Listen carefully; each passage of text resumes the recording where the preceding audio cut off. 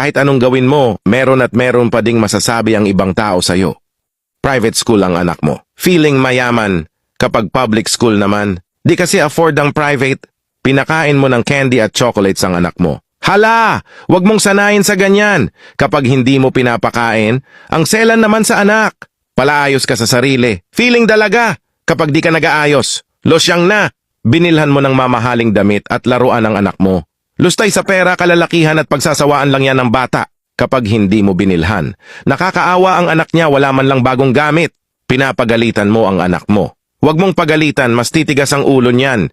Kapag hindi mo pinapagalitan, ba't di mo dinidisiplina? Titigas ang ulo niyan. Pinipilit mong makisama. Plastic lang yan, bait-baitan. Kapag naman palaban ka, masama ugali niyan. Lahat ng gagawin mo may puna ang ibang tao. Kaya kung ako sa'yo, kung anong alam mong tama, kung saan ang ikakasaya mo, hanggat walang matatapakang